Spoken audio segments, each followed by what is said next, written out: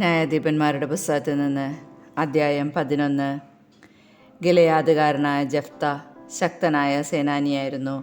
പക്ഷേ അവൻ വേശ്യാപുത്രനായിരുന്നു. ഗിലെയാദായിരുന്നു അവൻ്റെ പിതാവ്. ഗിലെയാദിന് സ്വഭാര്യയിലും പുത്രന്മാർ ഉണ്ടായിരുന്നു.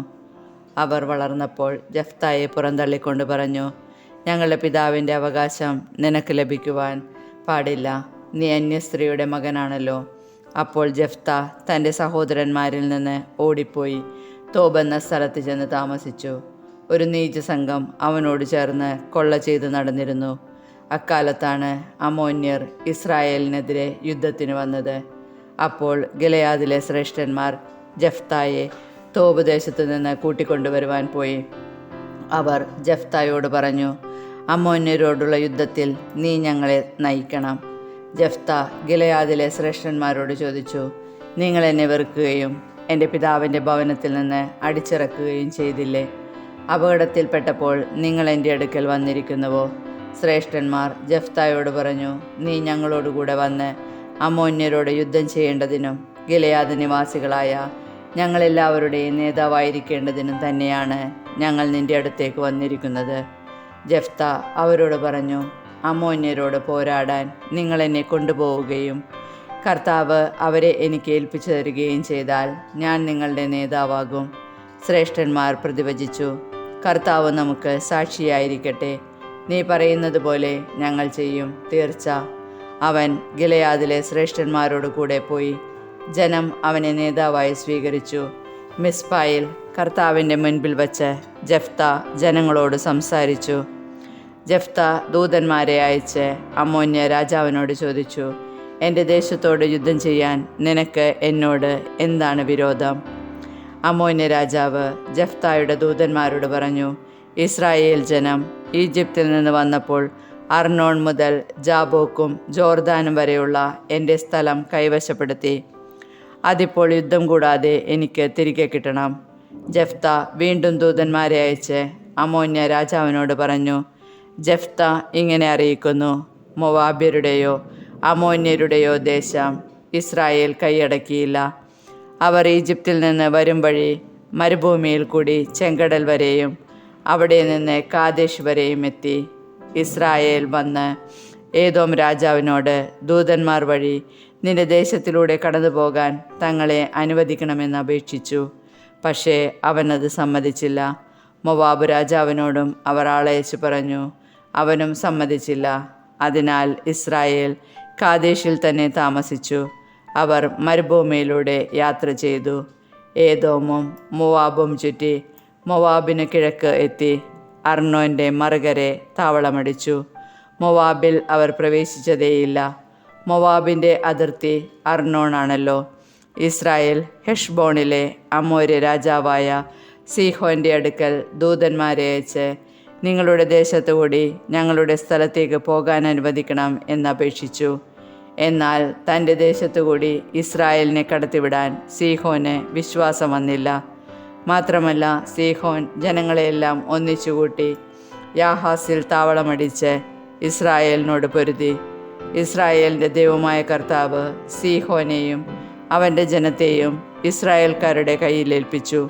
ഇസ്രായേൽ അവരെ പരാജയപ്പെടുത്തി. ആ സ്ഥലത്ത് താമസിച്ചിരുന്ന അമോര്യരുടെ ദേശം അവർ പിടിച്ചെടുത്തു. അർണോൺ മുതൽ ജാബോക്ക് വരെയും മരുഭൂമി മുതൽ ജോർദാൻ വരെയുമുള്ള അമ്മോന്യരുടെ ദേശം മുഴുവൻ കൈവശപ്പെടുത്തി. അങ്ങനെ ഇസ്രായേലിൻ്റെ ദൈവമായ കർത്താവ് തന്നെ തൻ്റെ ജനമായ ഇസ്രായേലിൻ്റെ മുൻപിൽ നിന്ന് അമോര്യരെ തുരത്തിയിരിക്കെ നീ അവ കൈവശമാക്കാൻ പോകുന്നുവോ? നിന്റെ ദൈവമായ കൊമേഷ് നിനക്ക് തരുന്നത് നീ കൈവശം വയ്ക്കുന്നില്ലേ? ഞങ്ങളുടെ ദൈവമായ കർത്താവ് ഞങ്ങൾക്ക് ഒഴിപ്പിച്ചു തരുന്നതൊക്കെ ഞങ്ങൾ കൈവശമാക്കും. മോവാബ് രാജാവായ സിപ്പോറിൻ്റെ പുത്രൻ ബാലാക്കിനേക്കാൾ ശ്രേഷ്ഠനാണോ നീ? അവൻ എപ്പോഴെങ്കിലും ഇസ്രായേലിനെ എതിർത്തിട്ടുണ്ടോ? അവർക്കെതിരെ യുദ്ധത്തിനിറങ്ങിയിട്ടുണ്ടോ? ഇസ്രായേൽ ഹെഷ്ബോണിലും അതിൻ്റെ ഗ്രാമങ്ങളിലും അരോവറിലും അതിൻ്റെ ഗ്രാമങ്ങളിലും അർണോൺ തീരത്തുള്ള എല്ലാ പട്ടണങ്ങളിലും 300 വർഷം താമസിച്ച കാലത്ത് നീ എന്തുകൊണ്ട് അവ വീണ്ടെടുത്തില്ല?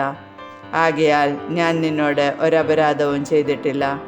ആ നിലയ്ക്ക് എന്നോട് യുദ്ധം ചെയ്യുന്നത് തെറ്റാണ്. ന്യായാധിപനായ കർത്താവ് ഇസ്രായേലർക്കും അമ്മോന്യർക്കുമിടയ്ക്ക് ഇന്ന് ന്യായവിധി നടത്തട്ടെ. എന്നാൽ ജെഫ്തായുടെ സന്ദേശം അമ്മോന്യ രാജാവ് വകവച്ചില്ല. കർത്താവിൻ്റെ ആത്മാവ് ജെഫ്തായുടെ മേൽ ആവസിച്ചു. അവൻ ഗിലെയാദ്, മനാസെ എന്നിവിടങ്ങളിൽ കൂടി ഗിലെയാദിലെ മിസ്പായിലേക്ക് കടന്ന് അമ്മോന്യരുടെ ദേശത്തേക്ക് പോയി. ജെഫ്ത കർത്താവിനൊരു നേർച്ച നേർന്നു.